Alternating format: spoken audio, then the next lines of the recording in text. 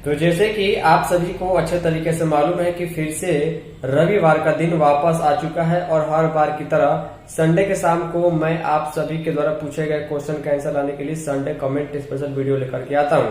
इस बार भी बहुत सारे क्वेश्चन कमेंट मानदेय के रिलेटेड, बहाली के रिलेटेड, प्रमोशन के रिलेटेड जो है इसके इशू के रिलेटेड आंगनबाड़ी के संबंध पूछे गए हैं। तो चलिए इस सप्ताह के पहले क्वेश्चन क्यों चलते हैं। उसके पहले इस दौरान एक सप्ताह में जो नई सेविका सहायिका जुड़ी हैं उनको मैं बता दूं, संडे के शाम को जो ये वीडियो आता है उसमें जो कमेंट क्वेश्चन संडे के लिए पूछा गया था उसका आंसर स्क्रीनशॉट लेकर दिया जाता है। अगर आपका भी क्वेश्चन कमेंट जरूरी हो, संडे कमेंट से पूछना चाहते हो, जहां भी क्वेश्चन टाइप कीजिएगा वहां जरूर लिखिएगा कि इस क्वेश्चन का आंसर संडे कमेंट्स में, ताकि इसको सर्च करके वीडियो में लाना आसान हो पाए।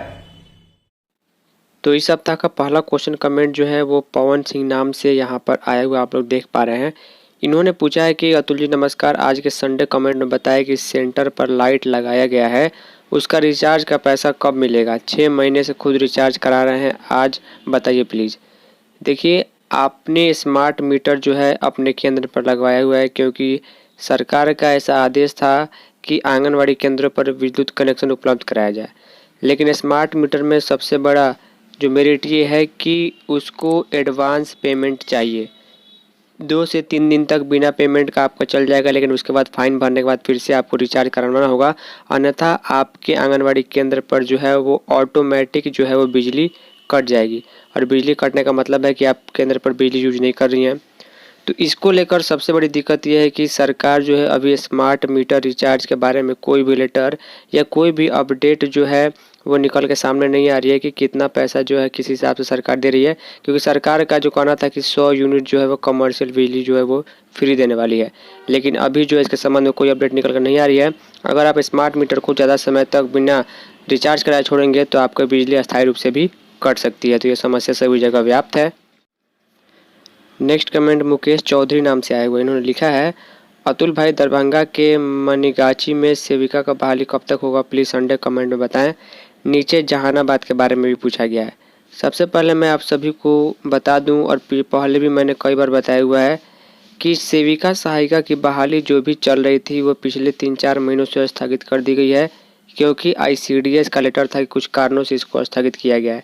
फिर से बहाली कब से रिज्यूम हो पाएगी या शुरू होगी इसकी अभी कोई सूचना नहीं है, इसमें समय भी लग सकता है। नेक्स्ट कमेंट इस नाम से आया हुआ है, इन्होंने लिखा है कि सर अप्रैल माह में चावल मिलेगा क्या, संडे कमेंट में बताएं प्लीज़। देखिए, चावल आवंटन के संबंध में सभी परियोजनाओं का, जिलों का जो है आवंटन के अनुरूप अलग अलग टाइमिंग होता है। किसी जिला में, किसी परियोजना में जो है वो चावल जो है 1 महीने पहले मिलता है, तो किसी का आवंटन 1 महीने बाद ख़त्म होता है। तो ये चीज़ें आपको अपने खुद से जो है अपने आवंटन के हिसाब से देखना होगा, और आवंटन ख़त्म होगा तो अप्रैल के महीने में भी चावल आपके यहाँ मिल जाएगा।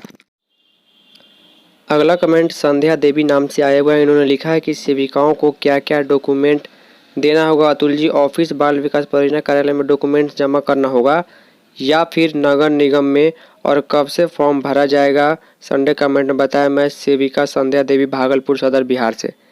देखिए, आपने शायद जो है वो प्रधानमंत्री जो है वो आवास योजना के संबंध में आपने जानकारी मांगी है।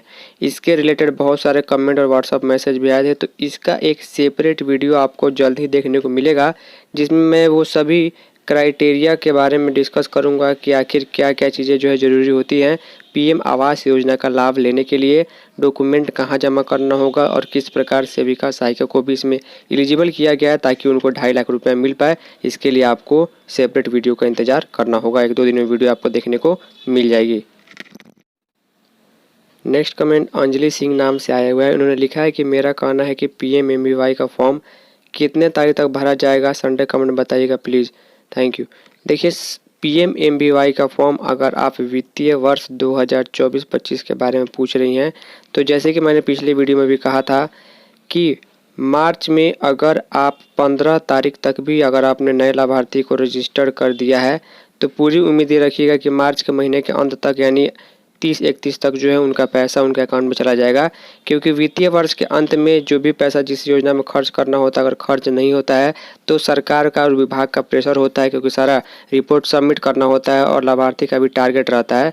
लेकिन आज जैसे कि 30 मार्च, अब ऐसा नहीं होगा कि आज आप फॉर्म भरिएगा और पैसा कल चला जाएगा, अब ये पॉसिबल नहीं है। अब अगले वित्तीय वर्ष यानी आने वाले 1-2 महीने में ही पैसा जा पाएगा। नेक्स्ट कमेंट सुगंध सिंह नाम से आया हुआ, इन्होंने लिखा है कि नमस्ते भैया, मैं सारण जिले के मांझी ब्लॉक की सहायिका हूँ। हमारे ब्लॉक में मार्च का पोषाहार वितरण नहीं हुआ है और जो पोषाहार का पैसा आया है वो सेविका निकाल ली है। उसके बाद बोल रही है कि पैसा रिटर्न चला जाएगा, पोषण ट्रैकर में हम काम नहीं करेंगे। भैया ऐसा होता है क्या? पैसा निकालने के बाद पैसा वापस जाएगा? अपने राय ज़रूर दें।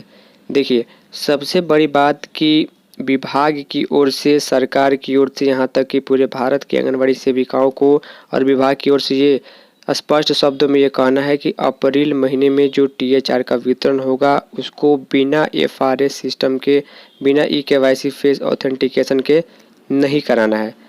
तो इसीलिए मान लीजिए कि जहां पैसा मिल चुका है और कई जगहों पर अप्रैल का पैसा जो है 2-4 दिन पहले ही आ चुका है, वहां पर अभी भी विरोध हो रहा है या फिर काम सही तरीके से नहीं हो रहा है, तो पैसा वापस भी करना पड़ सकता है। अन्यथा लिखित रूप में सेविका को देना होगा कि हम इसमें काम नहीं करेंगे, THR नहीं बांटेंगे, तो उसके बाद विभाग की ओर से कार्रवाई भी हो सकती है। फाइनली इस सप्ताह के संडे कमेंट स्पेशल वीडियो में इतना ही। उम्मीद करता हूं कि जो भी क्वेश्चन कमेंट्स का स्क्रीनशॉट लेकर मैंने आपके सामने डिस्कस किया, जिसका आंसर दिया, उससे आप लोगों को भी कुछ न कुछ जानने सीखने को मिला होगा। इसके अलावा बहुत सारे क्वेश्चन कमेंट ऐसे होते हैं जिनको जानबूझकर स्किप करना पड़ता है, क्योंकि वही क्वेश्चन हर बार सेम लोगों के द्वारा बार बार रिपीट करके पूछा जाता है। इसके अलावा भी बहुत सारे क्वेश्चन कमेंट होते हैं तो सबको कवर कर पाना पॉसिबल नहीं होता है, क्योंकि वीडियो काफी लंबी हो जाएगी। अगर आपको कोई जरूरी क्वेश्चन छूटता है तो इसके लिए हम रियली सॉरी। इंपॉर्टेंट क्वेश्चन अगर हो जिसका आंसर आप देना चाहते हो तो आप मुझे सीधे इंस्टाग्राम या व्हाट्सएप पर भी मैसेज करके पूछ सकते हैं। फाइनली सप्ताह के लिए संडे कमेंट में इतना ही। मिलते हैं फिर किसी नई यूजफुल वीडियो में, तब तक के लिए जय हिंद, वंदे मातरम।